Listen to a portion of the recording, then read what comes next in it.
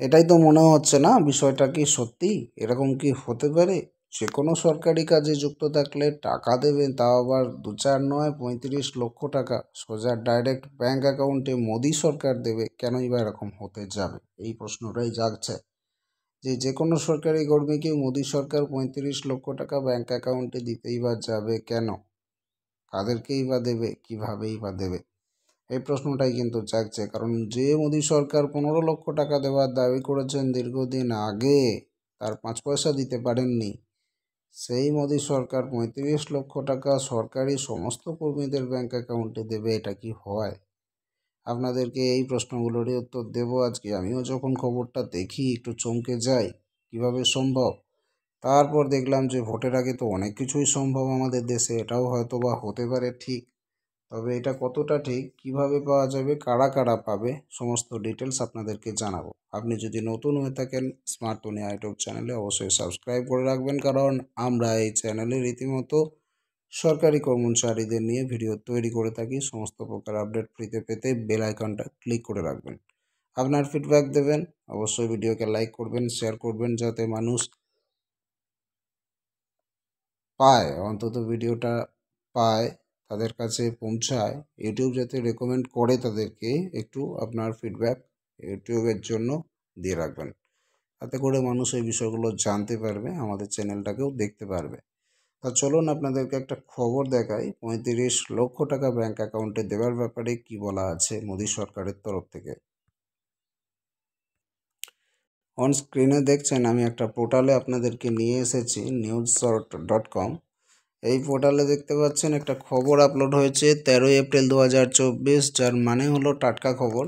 Government এমপ্লয়িজদের জন্য বলা হচ্ছে 35 লক্ষ টাকা দেবে মোদী সরকার। আদতে মোদী সরকার এই টাকাটা কিন্তু সবার জন্য দিচ্ছে না। আপনার যদি অসুস্থতা তৈরি হয় তবেই কিন্তু দিচ্ছে। এখানে বলে রাখা ভালো, কেন্দ্রীয় সরকারের তরফ থেকে নতুন পদক্ষেপটা কিন্তু মোদী সরকারের তরফ থেকে, না মমতা সরকার, না রাজ্যের সরকার। মোদী সরকার দিচ্ছে। গুরুতর অসুস্থ হয়ে যদি ফুসফুস বা হৃদযন্ত্র প্রতিস্থাপনের দরকার হয়, তাহলে তার সম্পূর্ণ খরচ বহন করবে কেন্দ্র সরকার। এক্ষেত্রে কেন্দ্রের পক্ষ থেকে 35 লক্ষ টাকা দেওয়া হবে। আর এর জন্য সরকারের পক্ষ থেকে 9 সদস্যের একটা কমিটিও গঠন করে দেওয়া হয়েছে। তবে মনে রাখবেন, এই সুবিধা সকলের জন্য নয়, শুধুমাত্র কেন্দ্র সরকারি কর্মচারীরাই এই সুবিধা পাবেন। কেন্দ্রীয় সরকারি কর্মী এবং অবসরপ্রাপ্তদের জন্য হেলথ কমিশনের মধ্যে এই বিষয়টা গ্রহণযোগ্য হবে।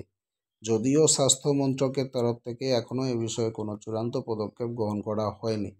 কমিটির রিপোর্ট কেন্দ্রীয় স্বাস্থ্য মন্ত্রকের কাছে জমা পড়ার পরই এ বিষয়ে চূড়ান্ত সিদ্ধান্ত গৃহীত হবে। বিগত দীর্ঘদিন ধরে কেন্দ্রীয় সরকারি কর্মচারীরা দাবি জানিয়ে আসছিল যে ফুসফুস প্রতিস্থাপনের জন্য কেন্দ্রীয় সরকারের বরাদ্দ অর্থ বাড়িয়ে 25 লক্ষ টাকা করা হোক। আগেও কিন্তু অর্থ বরাদ্দ ছিল, কিন্তু সেটা কম ছিল। 25 লক্ষ করার একটা দাবি দীর্ঘদিন ধরেই চলছিল।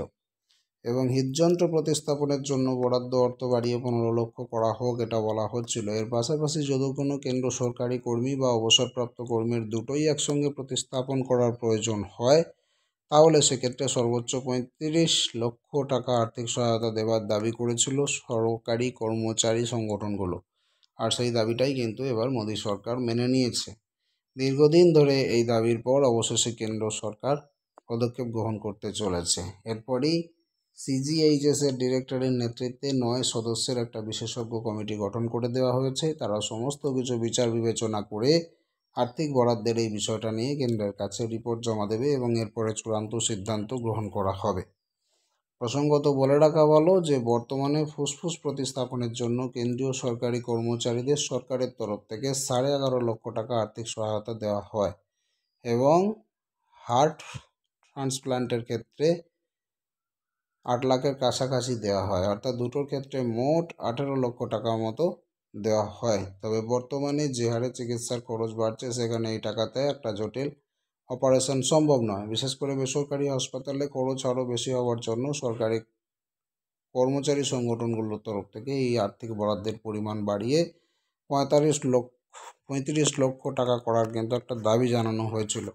আর যে দাবি কিন্তু মান্যতা পেতে চলেছে। দর্শক, যদি ফুসফুস এবং হার্ট ট্রান্সপ্লান্টের কোনো কারণে প্রয়োজন হয়ে পড়ে, সেক্ষেত্রে 35 লক্ষ টাকা কেন্দ্র সরকারি এই সুবিধা কেন্দ্র সরকারি কর্মচারীদেরকে আশা করা যায় অনেকটাই উপকার দেবে। এতে আপনার কি মতামত অবশ্যই কমেন্ট করে জানাবেন। পরবর্তী আপডেট পেতে নজর রাখবেন স্মার্ট দুনিয়ায়।